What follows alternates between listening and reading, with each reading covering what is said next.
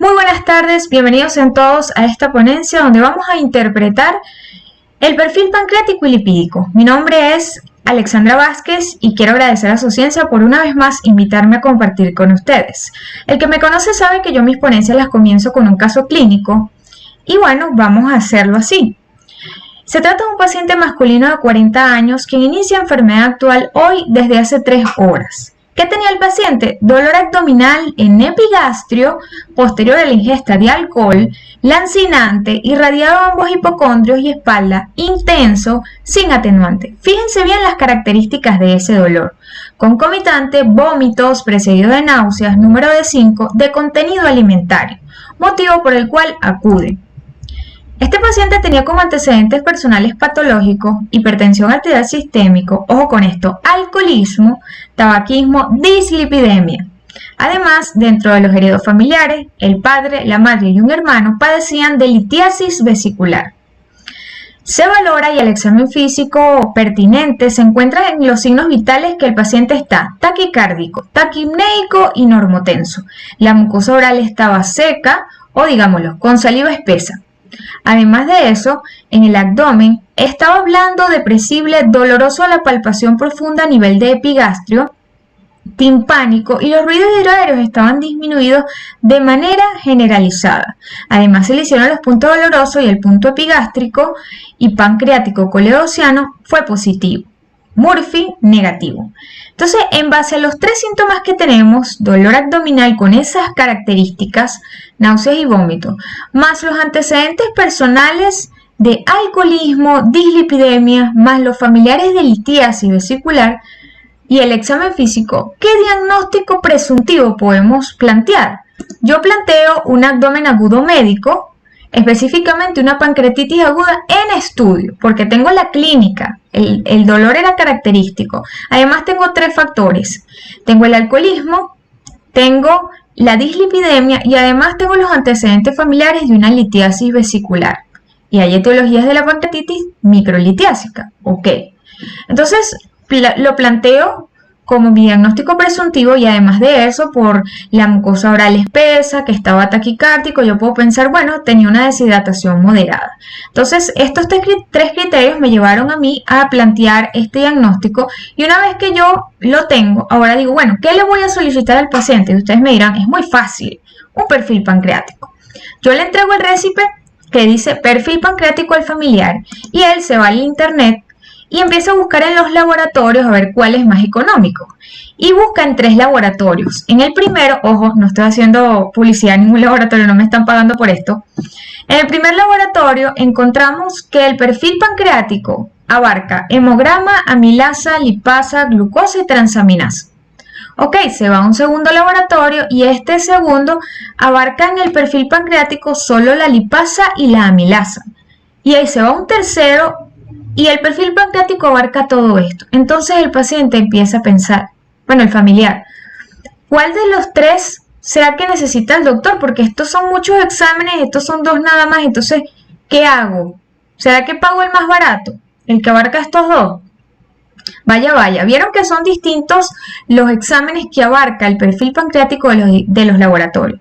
Eso nos indica que esa fue una forma que encontraron los laboratorios como para unificar los exámenes que nos hablan de patologías pancreáticas, pero todos son diferentes.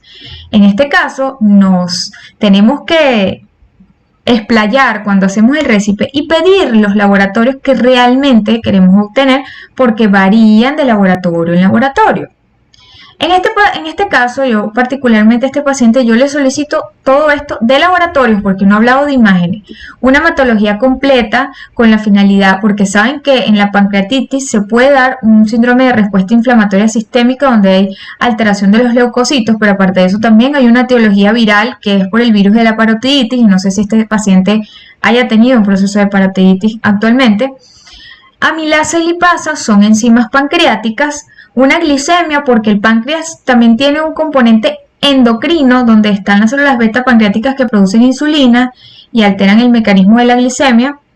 También electrolitos porque ha vomitado, transaminasas porque recuerden que los conductos pancreáticos se conectan con el colédoco y puede haber una colestasis de la bilis, una fosfatasa alcalina porque hay antecedentes familiares de litiasis vesicular y no sé si algunos calculitos muy pequeñitos viajaron hacia la unión del colédoco con los conductos pancreáticos y obstruyeron. Una bilirrubina total y fraccionada, porque a pesar de que no nos dicen que el paciente esté ictérico, pues puede empezar a aumentar sin ocasionar ictericia. La urea y la creatinina porque estaba deshidratado y puede haber una falla renal aguda, y además en la pancreatitis se forman terceros espacios que pueden llevar a una falla renal aguda prerrenal. Un uroanálisis porque puedo tener glucosuria por alteración del metabolismo de la glucosa, y triglicéridos porque está una etiología que es pancreatitis causada por hipertrigliceridemia. Entonces todo tiene una razón de ser, y fíjense que los laboratorios pueden abarcar todos estos o pueden solamente abarcar amilasa y lipasa, por eso debo ser bien específica. Entonces al final el perfil pancreático nos permite diagnosticar patologías del páncreas, pero también hacerle un seguimiento a medida que le vamos colocando tratamiento para ver si está siendo efectivo. O sea, antes de enfocarnos en amilasa y lipasa, que son las enzimas que nos hablan un poquito más específico del páncreas, vamos a repasar las características generales del páncreas. El páncreas es una glándula blanda de color amarillento, aunque aquí lo colocan verde para resaltarla, amarillento o rojizo, que se encuentra por delante de las dos vértebras lumbares, por detrás del estómago, y está cubierta de peritoneo, o sea, está retroperitoneal. Aquí levantaron el estómago y se ve el páncreas.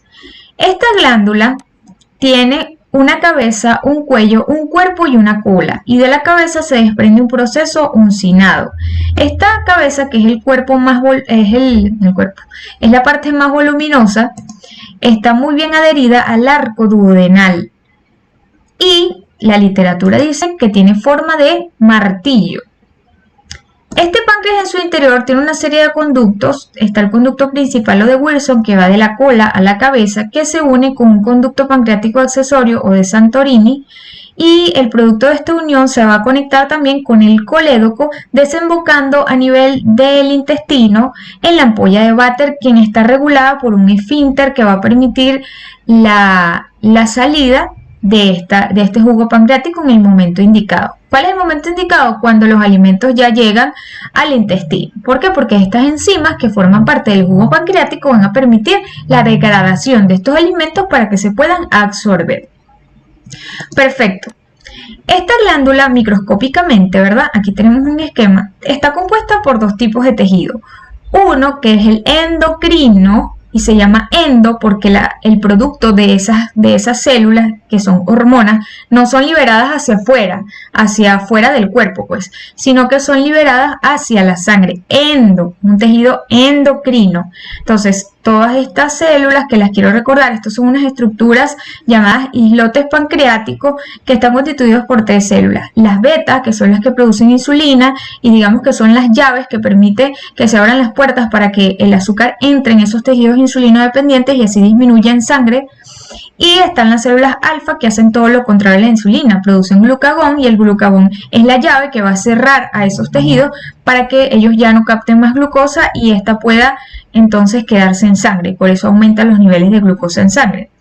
Y están las células betas, que producen somatostatina, que es una hormona que es inhibidora de la secreción de glucagón, insulina y otras hormonas. Esto quiero que lo recuerden, porque si yo destruyo el páncreas por un traumatismo, por un virus, lo que sea, yo voy a tener alteración del metabolismo de la glucosa. Tengo que pedir glicemia, porque puede haber un estado de hiperglucemia o incluso un estado de hipoglucemia en los casos más severos. Pero volviendo al tema, en el páncreas también hay un tejido exocrino, o sea, existen unos acinos pancreáticos y estas células acinares liberan unas enzimas. Estas enzimas van por los conductos y salen al conducto de Wilson, y el conducto de Wilson, luego que ya se unió con los otros, pues todo el jugo pancreático va a desembocar en el intestino. Ahora bien, estas células acinares, como sabemos, no solamente producen las enzimas pancreáticas, sino que también, junto con todo el jugo pancreático, se libera bicarbonato de sodio. Y esto es muy importante porque el duodeno tiene, o el intestino delgado, ¿qué pH tiene? Alcalino, gracias al bicarbonato. Y es fundamental para que estas enzimas que produce el páncreas sean activadas. Además de eso, como este conducto se une con el colédoco que trae bilis, entonces van a haber sales biliares y agua. ¿Cuáles son las enzimas que libera el páncreas o que conforman el jugo pancreático? Bueno, están las que degradan los carbohidratos, las proteínas y los lípidos. Además, tenemos unas enzimas que también actúan sobre estructuras como ARN y ADN. Ustedes dirán, bueno, pero ¿cómo es eso? ¿Por qué van a destruir nuestras propias células? No, cuando nosotros comemos tejidos de otros animales, carne, pollo, esas son células que tienen ADN o ARN. Y bueno, estas enzimas se encargan de actuar sobre estas estructuras. Perfecto. ¿Cuáles son las que nos vamos a enfocar? Estas, específicamente las que podemos medir, amilasa y lipasa. La amilasa, que se llama alfa-amilasa, ella actúa sobre los carbohidratos, específicamente almidón y glucógeno. Esto es un polisacárido. Fíjense que es una molécula bastante grande, no se puede absorber. Entonces la amilasa, ella va a empezar a cortar en pedacitos más pequeños este polisacárido, o sea, en oligo y disacáridos, para que otras enzimas luego lo transforman en monosacáridos, o sea, en peloticas chiquiticas para que se puedan absorber. Entonces la amilasa ayuda en este proceso. Ahora, ¿acaso la amilasa solamente se secreta por el páncreas o se secreta en otros lugares? Sí, existe una alfa-amilasa salival que se va a inactivar en el pH gástrico y que contribuye un 60% a la amilasa circulante en condiciones normales, y existe la amilasa pancreática que contribuye en un 40% a esta amilasa circulante. Pero ¿qué pasa? Si el conducto resultante de la unión del colédoco con los conductos pancreáticos se obstruyen, entonces se sigue secretando enzimas y enzimas y enzimas, y va a llegar un punto en que esas enzimas, aparte de que se van a activar ahí mismo en el páncreas y lo van a destruir, ellas van a pasar a la sangre. Y entonces esta proporción va a cambiar. ¿Qué hacen ambas? Igual, actúan sobre los carbohidratos, el almidón y el glucógeno. Luego tenemos las enzimas que actúan sobre las proteínas. ¿Cuáles son todas estas? Pero ellas son unas enzimas muy cifrinas. Ellas actúan primero en un pH alcalino y segundo, alguien las tiene que activar. Ellas dicen, no, nosotros, alguien nos tiene que pedir que nos activemos. Entonces, la enteroquinasa, que es una enzima que está a nivel intestinal, ella se encarga de transformar el tripsinógeno en tripsina. Y a la tripsina activarse, ella activa el resto, ella alborota al resto de las demás. Entonces, todas estas enzimas que secreta el páncreas se secretan como zimógenos, inactivas. Y luego que la enteroquinasa activa la tripsina empieza a transformar a todas ellas en la forma activa. ¿Qué hacen? Bueno, ellas lo que hacen es transformar los polipéptidos, o sea, estas macromoléculas, en moléculas más pequeñas para que igual sean absorbidas. ¿En qué moléculas? Aminoácidos di y tripéptidos. Y por último tenemos nuestra querida lipasa pancreática. Y supóngase que nosotros nos comemos un churrasco, o sea, una comida bien grasosa. Todas esas gotas de grasas que se van a unir y van a formar una gota gigantesca, viene la lipasa y trata de actuar, pero no puede, porque ¿cómo penetra ella a este centro de triglicéridos? No puede. Entonces las sales biliares secretadas allí junto con el jugo pancreático van a dividir esta gota gigante en gotas pequeñitas, forman estructuras llamadas micelas, y ahora sí la lipasa pancreática, junto con un asistente que se llama colipasa, empieza a dividir todos estos triglicéridos en ácidos grasos libres y en monoglicéridos. ¿Para qué? Para que se puedan absorber. Entonces fíjense que al final nosotros nos comemos una comida variada y entonces tenemos que todas estas enzimas actúan sobre carbohidratos, lípidos y proteínas. Perfecto. Pero la amilasa y la lipasa específicamente, ¿por qué aumentarán? O sea, ¿por qué se elevarán? Bueno, puede ser porque aumente su producción, ya sea en el páncreas o fuera del páncreas, porque también está en las glándulas salivales, pero también están en otros lugares. Lo que pasa es que en los otros lugares están en menos proporción. O porque disminuye su eliminación. Si aumenta este o disminuye este, entonces ahí es cuando se eleva. Perfecto. Entonces, ¿qué va a pasar? Ya vimos la función, vimos dónde se encuentra la alfa-amilasa, Y hay algo que quiero agregar. La alfamilasa es tan pequeña que ella se puede filtrar por los riñones y eso nos da una ventaja, que la podemos medir también en orina. Además de eso, también se eliminan en el sistema reticular endotelial, pero eso es difícil de cuantificar, entonces nos da una ventaja el hecho de que tenga pequeño peso molecular. ¿Dónde lo podemos detectar? Bueno, aparte de la sangre, donde vamos a tomar este valor menor a 250, aunque voy a hacer la aclaratoria. Todo depende de los laboratorios. Hay laboratorios que tienen rangos superiores o límites superiores diferentes y hay que ver cuál es el rango que maneja ese laboratorio. Igual con la amilasa urinaria, pero en promedio de 0 a 14 unidades por litro. Perfecto. ¿Cuáles son las causas o qué patologías me pueden elevar la alfa-amilasa? Bueno, se encuentra también, fíjate, las patologías del páncreas, obviamente, principal pancreatitis, un trauma, una cirugía, pero también se elevan enfermedades salivales, un trauma en la glándula parótida, por ejemplo, una obstrucción del conducto de la glándula, también en enfermedades gastrointestinales, ginecológicas, neoplásicas u otras, como falla renal. Entonces, ya va, ¿y cómo hago yo entonces para diagnosticar pancreatitis? Esto no está diciendo que la amilasa no es específica de pancreatitis y tampoco la lipasa, se los digo de una vez. Pero ahí siempre tenemos que relacionar la clínica con los laboratorios. Y hay un nivel específico en el laboratorio cuando se eleva la amilasa en la que podemos sospechar de pancreatitis. ¿Cuál? Bueno, cuando la amilasa sérica se eleva 3 veces por encima del límite superior de la normalidad, por ejemplo, el valor normal es 250, menor a ello. Si te da 3 veces por encima, o sea, 750 o más, o mayor a 600 según algunas literaturas, la sensibilidad y especificidad es bastante alta para pancreatitis. Es más, se dice que la amilasa sérica, ella tiene una vida media de 10 horas. Una vez que inicia la pancreatitis, hace un pico a las 6-12 horas. Y va a retornar, va a empezar a disminuir su valor ya en 24 horas y se vuelve totalmente normal en 3 a 5 días.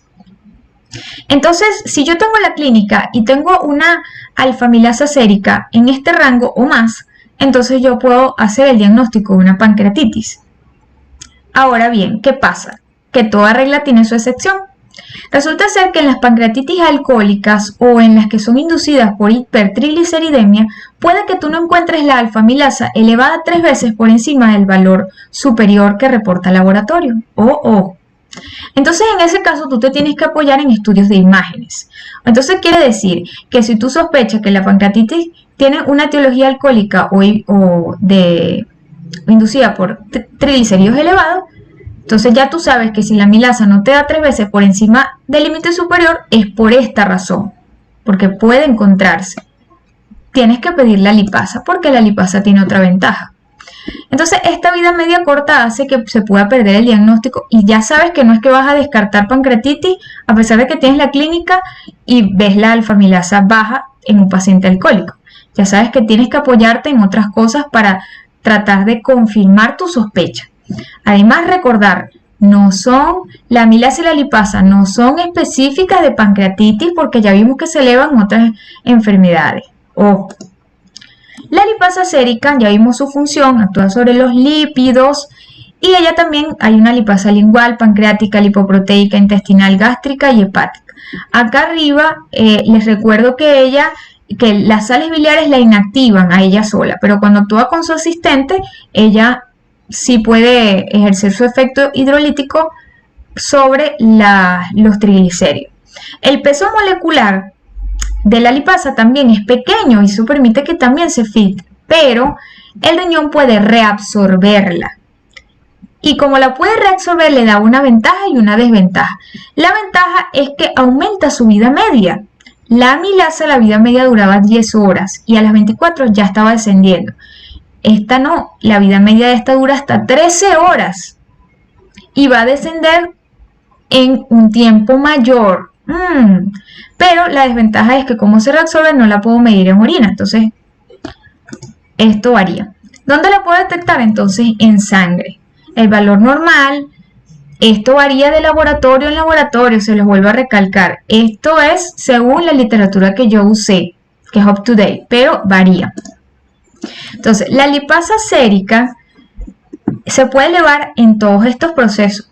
Pancreatitis aguda, crónica, falla renal, colecistitis aguda, que es un diagnóstico diferencial, úlcera duodenal, cálculos pancreáticos, tumores pancreáticos. Entonces, fíjense, si yo la encuentro 3 veces por encima del límite superior, tiene una sensibilidad hasta de 100%. Entonces, ella se empieza a elevar a las 4 o 8 horas, hace un pico a las 24, a diferencia de la amilasa, y se va a retornar a la normalidad en 8 a 14 días. ¿Qué ventaja tiene esto? Que entonces las elevaciones se producen antes que la amilasa y duran más tiempo. Eso me permite diagnosticar pancreatitis donde el paciente acude después de 24 horas del inicio del dolor. O sea que si pido la lipasa y me sale 3 veces más el límite superior de la normalidad, yo puedo con la clínica y este laboratorio hacer el diagnóstico. Es más, no se necesita incluso estudios de imagen. Pero si ninguna de las dos enzimas me sale elevada, tengo la clínica, tengo que apoyarme en otras cosas. Este es más sensible que la amilasa en pacientes con pancreatitis secundaria a alcohol. O sea que en el paciente de nosotros podemos pedir la lipasa. Esto es todo lo que les traje acerca del perfil pancreático. Ahora vamos con el perfil lipídico. Entonces el perfil lipídico abarca un grupo de exámenes donde vamos a medir los niveles de lípidos en sangre, pero ¿para qué? Para poder detectar aquel paciente que tiene riesgo de desarrollar enfermedad cardiovascular.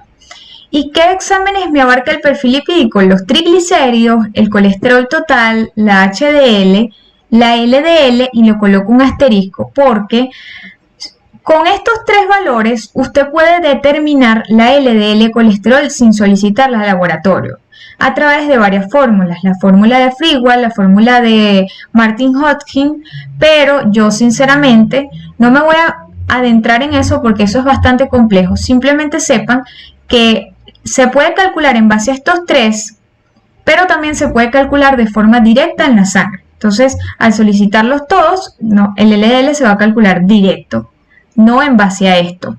Y existe muchos estudios hoy en día que están trabajando con el no HDL colesterol y ya vamos a ver cuál es la importancia de él. Se obtiene de una resta simple.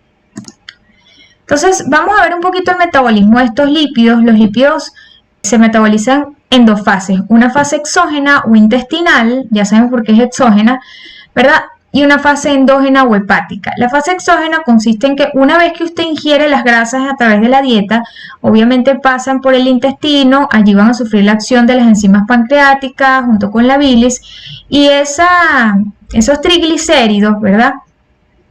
Van a llegar hasta hacer sustrato de la lipasa con la colipasa, ¿se acuerdan? Y ella va a ejercer lo siguiente. Esto ya lo vimos, la lipasa degrada los triglicéridos, los hidroliza en ácidos grasos libres y monoglicéridos y se introducen en la célula intestinal. Pero ¿qué pasa con el colesterol? Los ésteres de colesterol que ingerimos en la dieta van a sufrir la acción de la colesterol esterasa, que es una de las enzimas que dijimos que liberaba el páncreas, y todo el colesterol en forma de monómeros va a entrar a través de un transportador que se llama Niemann-Pick C1L1. Es importante ese cotransportador y ya van a ver por qué ese transportador, perdón. Una vez que entran esos ácidos grasos y monoglicéridos más el colesterol, entonces estos se vuelven a formar triglicéridos aquí adentro, se unen a proteínas, el colesterol que entró más los fosfolípidos y forman los kilomicrones. Es decir, que los kilomicrones dependen de la cantidad de grasa que usted ingiera en la dieta. Mientras más grasa ingiera, más kilomicrones se forman. Estos kilomicrones, una vez que ya se forman, entonces van a ir al conducto, al sistema linfático, al conducto torácico, llegan a la circulación y ahí por acción de la lipoproteína lipasa van a sufrir una hidrólisis y los ácidos grasos libres más los monoglicéridos van a almacenarse en lo que es el tejido muscular y en el adipocito. Ahí van a permanecer para servir como fuente energética.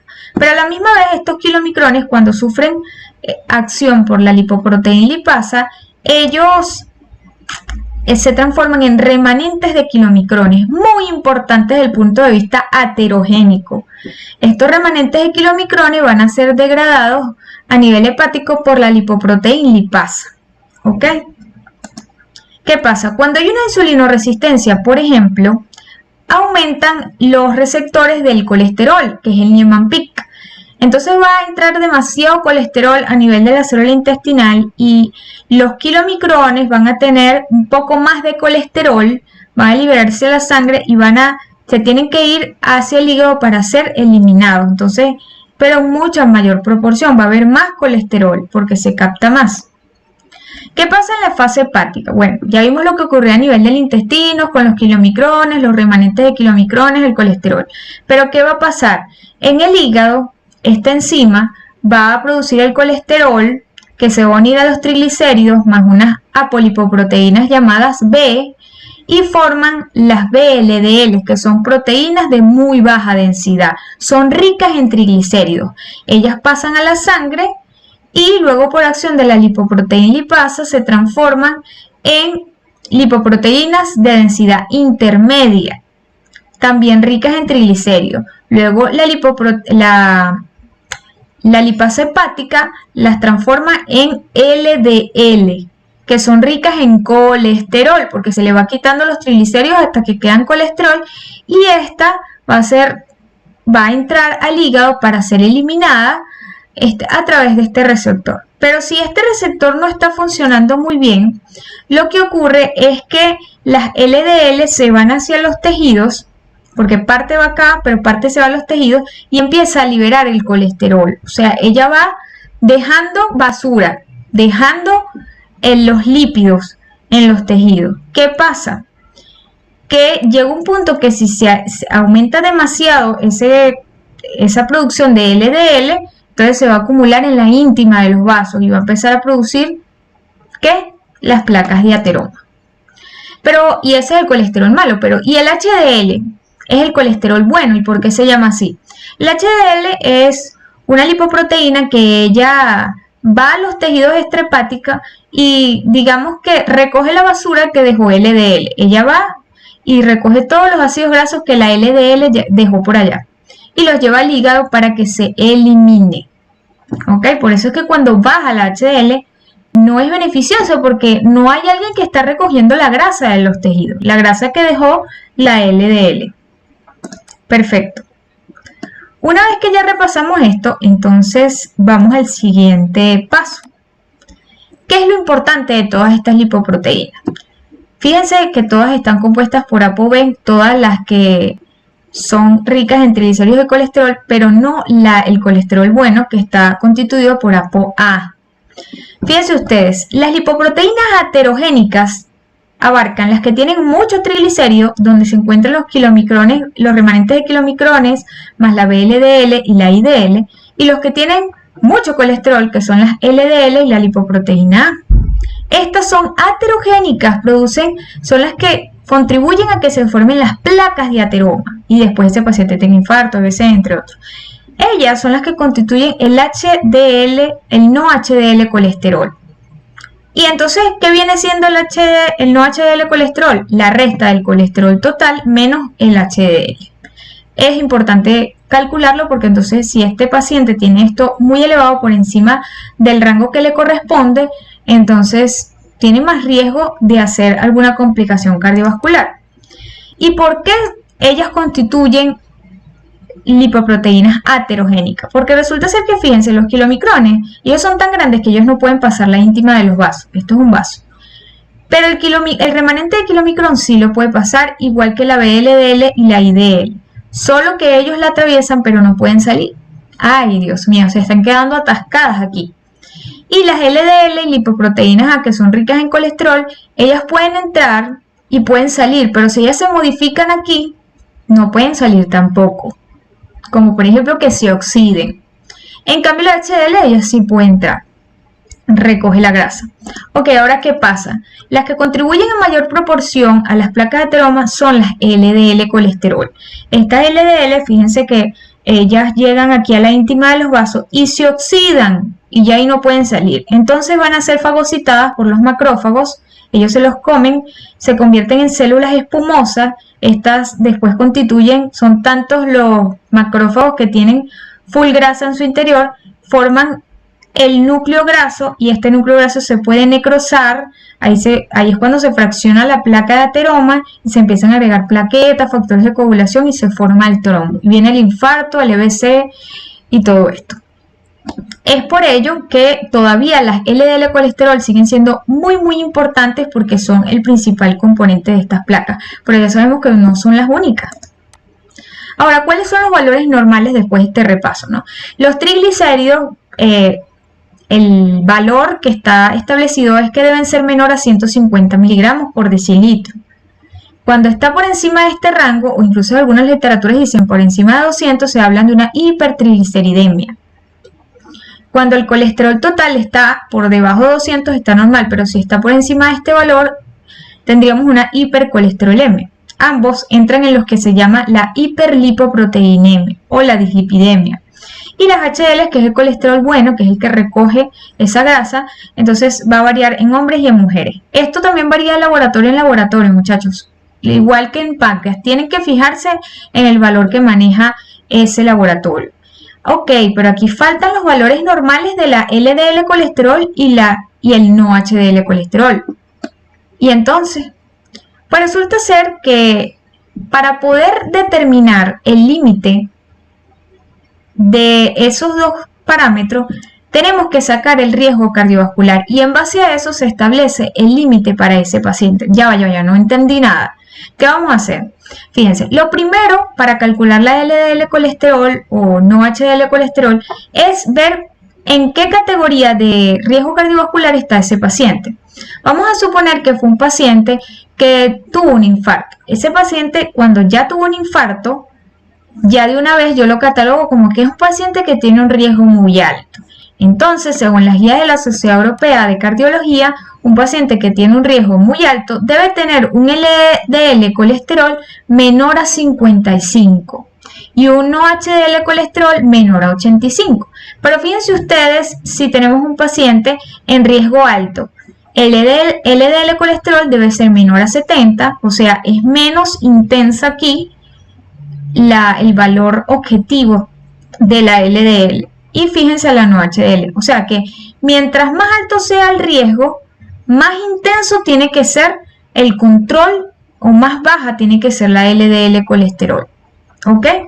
Para disminuir el riesgo de que ese paciente desarrolle un infarto o alguna otra complicación. Entonces hay que tomar en cuenta esto para las LDL colesterol y no HDL colesterol. ¿Cuáles son las causas de que el colesterol o los triglicéridos se eleven? Bueno, existen primarias y secundarias. Las primarias, las que puede ser que aumenten el colesterol, están las hipercolesterolemias familiares, que tienen causas genéticas o hereditarias, la hipercolesterolemia poligénica, y que puede elevar tanto el colesterol como los triglicéridos es la hiperlipidemia familiar combinada. Ahora bien, ¿cuáles son las causas secundarias? Que aumentan el colesterol, el hipotiroidismo, hormonas tiroideas, anorexia nerviosa, síndrome nefrótico, ¿verdad? Se filtraban proteínas, ¿ok? La hipertrigliceridemia puede ser en pacientes con diabetes mellitus tipo 1 mal controlada, o incluso en los tipos 2 bien controladas. Obesidad, síndrome metabólico, ya vimos por qué las resistencias a las insulinas ocasionaban el aumento de estos lípidos. La insuficiencia renales crónicas, la ingesta de anticonceptivos orales y así sucesivamente, ¿no? ¿Y a quiénes solicitárselo? Bueno, a personas que, por ejemplo, tengan más de 40 años, que son asintomáticos y que no tienen evidencia de enfermedad cardiovascular, o en pacientes con enfermedad renal crónico o diabéticos, o en quienes se sospecha hipercolesterolemia familiar, o también que tengan estos factores: apnea del sueño, hígado graso no alcohólico, obesidad central, sedentarismo, estrés psicosocial o historia familiar de EBC prematuro. ¿Solicitarlo en ayuno o no?